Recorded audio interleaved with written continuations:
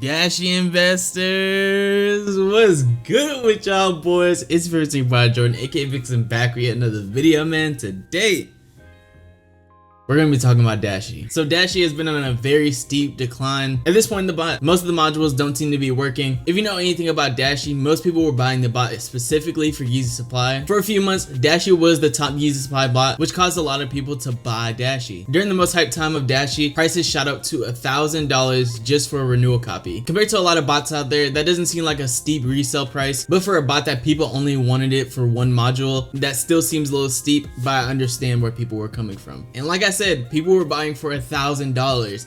If you look at the resale prices right now, you can pick up a copy for under $50. So a ton of people end up losing out on tons of money. So in this video, we're gonna be looking at everything that has happened with Dashe and what is happening right now in Dashe. So without further ado, let's get into the video.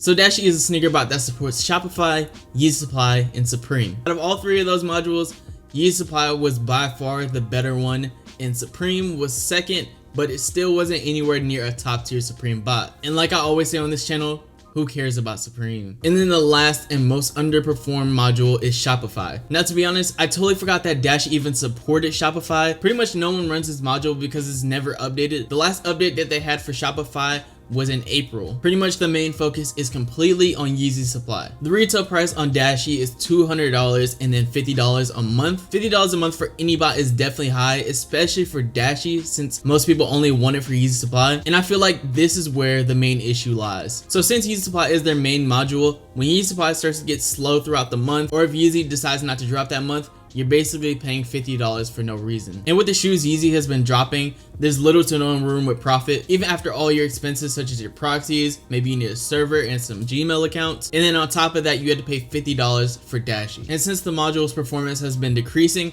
a lot of people haven't been able to hit multiple pairs. This screenshot right here is from someone in the Dashe group saying that they have run 4 copies per drop and didn't get a single pair on any of them. And this is another person that I've seen cook with other bots. They say they run 15 copies and even they could feel a difference. I've seen many people in the Dashe chat say what they bought at and how they haven't hit any pairs or they only hit a few pairs. And keep in mind, once you buy at these resale prices, you still have to pay your $50 renewal. It's just like pretty much any bot in the game. Once you don't pay your renewal, your key is completely deleted. So like I said in the Phantom video, and if you didn't watch that, you can find it in the card right here. Once you buy a bot at a high price and it tanks, you kind of feel obligated to pay the renewal price so you can make some of your money back. But with most people that bought into Dashe, they experience all the same issues such as getting cookies, maybe their proxies weren't working. While I think proxies are obviously very important, it mainly comes down to your bot. If you notice on my live cops, I haven't ran Dashe for Yeezy supply drop since Yeezy Day, and even when I ran on Yeezy Day, I didn't hit anything. Eventually, after a few drops, I just completely closed the bot because it was just wasting all my proxy data. I was experiencing the getting cookie issue even back then, and even before that in some of my live cops, you guys could see that I'm still getting cookies. The last time I copped anything with Dashe was back in April of this year. So we're a whole 6 months later and I haven't hit anything since. So interestingly enough,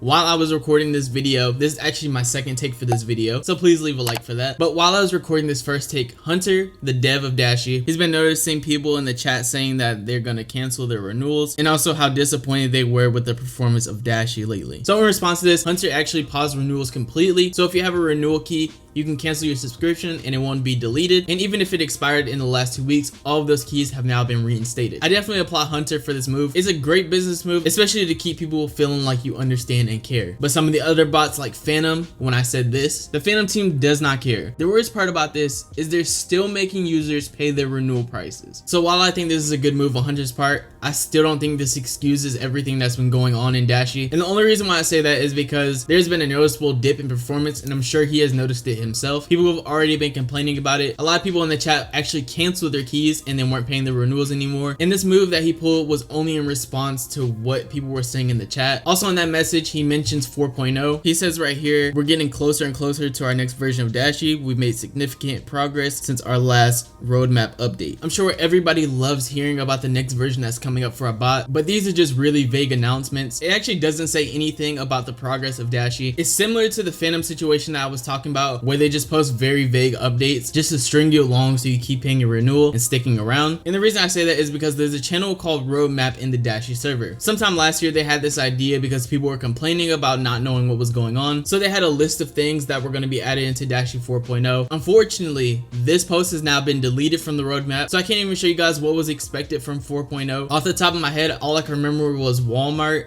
and I think Foot Sites was coming, which is two very good modules that could be added to Dashe, but it's kind of oversaturated, but it's definitely needed. And with that roadmap, judging by this post right here from one user, they said that the roadmap was posted in April, which would be April of 2020, so you guys can see how long this has been in the works. And another user right here said 7 months since the last roadmap update, and that was in September of 2021, so that roadmap wasn't updated since February. But I want to say, take this with a grain of salt, because on that roadmap there were emojis, and as you know, you can edit Discord messages and just change the emojis, so I'm sure there were some updates since then, but it definitely wasn't an announcement regarding 4.0. All that is in the roadmap channel right now is this post right here. This is from one of the devs that was on the Prism team, which is another bot that supports Foot Sites and other modules. According to him, the process is going to be sped up a lot more now that he has joined the team. He says that the back end is 90% built out and the front end is 75% built out, so theoretically Dashe 4.0 should be coming soon. Another issue that I find with Dashe is their communication and their transparency. The thing I love most about some of the bots that I own is them being transparent and letting us know what went on during the drop, what we should be changing up, when updates are about to come, and simply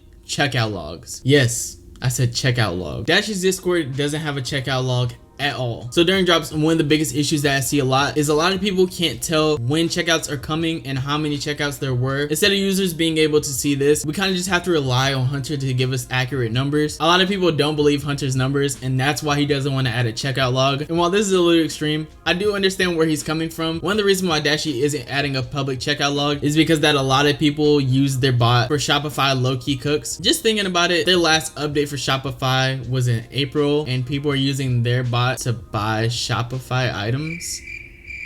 That just doesn't make any sense to me. If he really wanted to add a checkout log and that was the main issue, I'm sure he could create one where only Yeezy Supply and Supreme checkouts go into the webhook. Another weird thing about Dashe's team is their support. I don't mean that the support themselves are weird, but just how it's structured. If we look at this screenshot right here, this is from one of the support from Dashe saying only Hunter can give that info, Discord webhooks get rate limited. This was in response to someone saying how many checkouts are still coming in. So I find that strange that some of the support team doesn't have access to basic information to tell the users, and only Hunter himself can give that information. So I really don't know what the future of Dashe is right now. It's weird that Dashe always has these bursts of success and then they have a really long dry spell. So that's pretty much it for today's video, man. I appreciate you guys sticking around. If you enjoyed this video, make sure to like and subscribe. Comment down below if you bought into Dashe. Let me know if you still have your copy. And also let me know what you think about the situation. And I'll catch you guys in the next one.